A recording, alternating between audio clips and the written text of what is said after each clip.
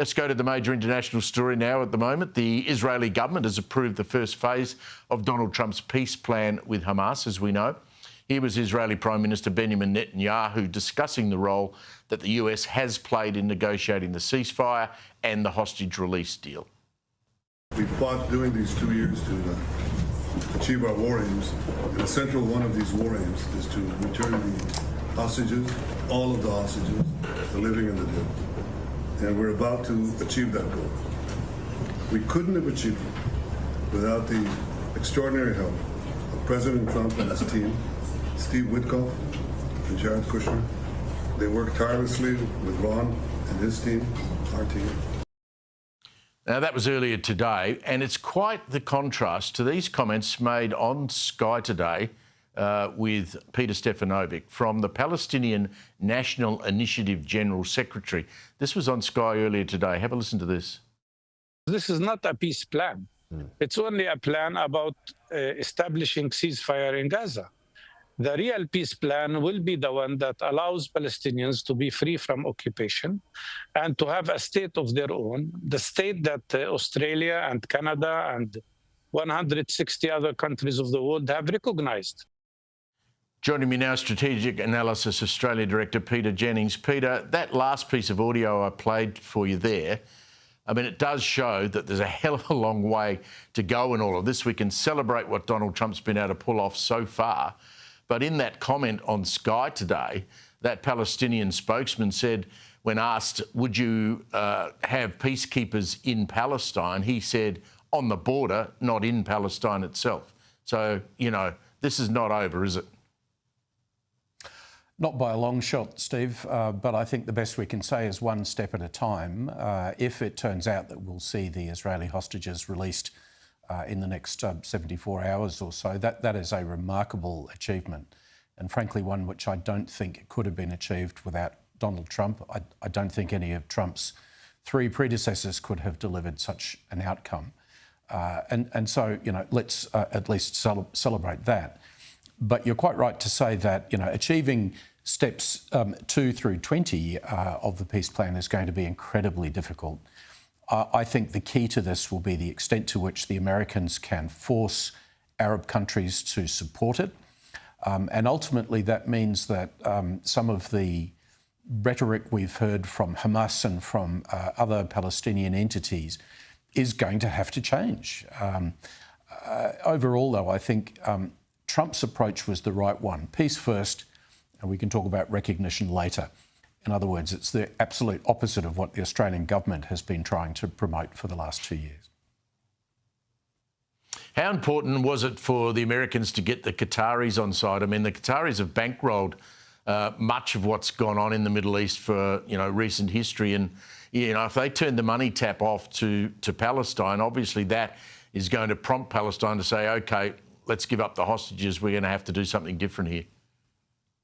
Yes, I think that American effort has been very significant. And, you know, Jared Kushner and Steve Witkoff deserve a lot of praise for their diplomatic efforts, having largely been written off by much of the media and the American political opposition over the last few years. So that's important. Saudi support behind the scenes is important. Egypt's perspective is important. And Trump has done an unusually good job in working with Middle Eastern governments to build that level of support over his first term and now for the second term. And again, I think this is a remarkable achievement which few people thought he was capable of delivering. Amazingly, even Foreign Minister Penny Wong has come out today and noted the significant role that Donald Trump has played in this. Here was Penny Wong on Sky this morning. Is President Trump the only leader who could have got Benjamin Netanyahu to agree to this? I think that's probably true. We always knew over this last year and all of the discussions internationally that we needed US engagement, that this has been the biggest contribution to peace that we have seen in a very long time. He plays by a different playbook and it's working. She didn't even have her fingers crossed, Peter. She said it straight out. I feel it must have hurt. I feel it really must have hurt for Penny to say those things, but it's true. And I'm glad that she's been prepared to acknowledge that. You know, what this shows is that you can work with the Trump administration. It's been the direct opposite, frankly, from Australia, which has isolated itself in the sense that no one in Israel is interested in listening to what the Albanese government has to say about these issues. So, full marks to Trump, even though I think one has to be really cautious in saying, can he now move on to deliver the rest of his plan? He'll certainly try. I think he's very invested in this, and I think he's going to work very hard to try and bring those critical Arab states along with him.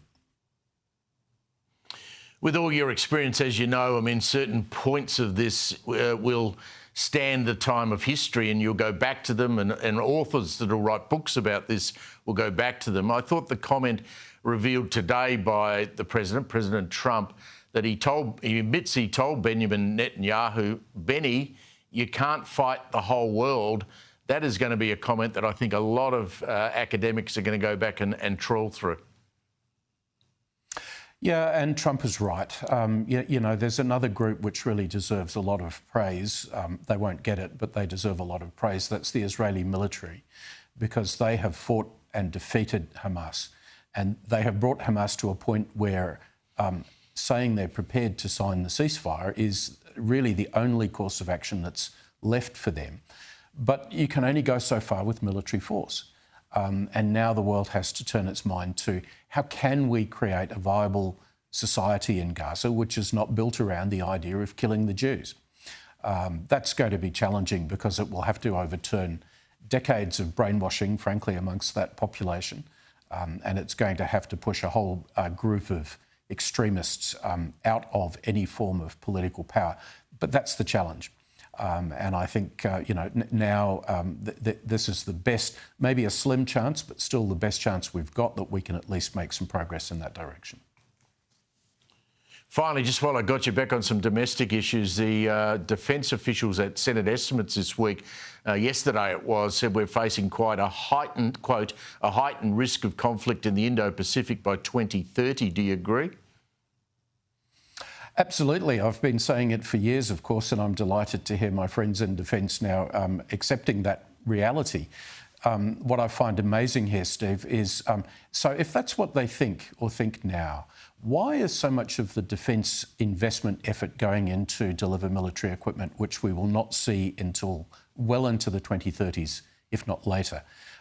We need now, I think, defence to recast its thinking and to start to make the Australian Defence Force, the force that we have right now, as strong as we can make it in coming months and years, because that's the force we'll have to deal with whatever strategic situation emerges in the next half decade in the Pacific. So there's a lot of rethinking that needs to be done in terms of defence strategy, but at least we're getting some acknowledgement of the problems that they face.